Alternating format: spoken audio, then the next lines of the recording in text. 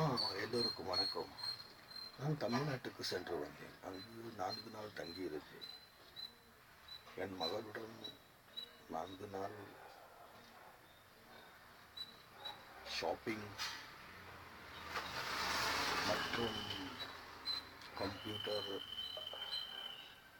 Mobiles and books and stationery வாங்கி கொடுத்துவிட்டு அப்படியே பொங்கல் வருவதால் துணி வாங்கி கொடுத்து திரும்பி வந்தேன். இதற்கிடையே நான் எப்பொழுதும் சென்னை சென்றாலும் லாட்ஜில் தங்குவதுதான் பழக்கம். எனக்கு ஒரு மாதிரி அமைதியாக இருக்க வேண்டும். இரண்டாவது சில பிரச்சனைகள் வருவதால் லாட்ஜிலே தங்கிவிட்டேன்.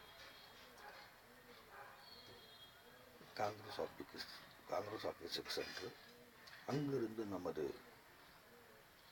Congress leader and vice president and coming prime minister ராகுல் காந்தி சார் அவருக்கு மொபைல் மூலம் நான் சென்னை காங்கிரஸ் ஆஃபீஸில் இருக்கிறேன் என்று சொல்லி, அதன் பின்பு அங்கு காங்கிரஸ் பழைய தொண்டர்கள் எல்லாம் வந்திருந்தார்கள், தலைவர்கள் தொண்டர்கள் எல்லாம்.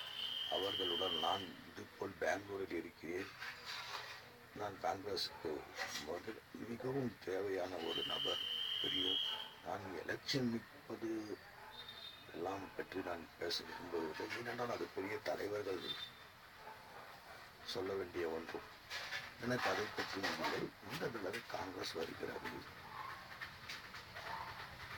நாம் நம்பியிருக்கும், நாம் மிகவும் நம்பியிருக்கும்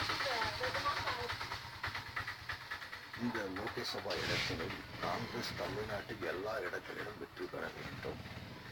தனித்து போட்டியிட்டாலும் நாம் வெற்றி பெறுவோம். நமக்கு கூட்டணியே தேவையில்லை என்றும் சொன்னேன்.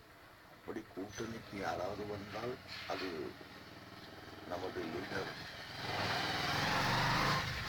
மற்றும் vice president and coming prime minister ராகுல் காந்தி தான் டிசைட் செய்ய வேண்டும். எங்களுக்கெல்லாம் அந்த பொறுப்பில்லை. பொறுப்பு என்று சொன்னால் அத்தாரிட்டி அண்ட் ரெஸ்பான்சிபிலிட்டி கிடையாது என்று சொல்லி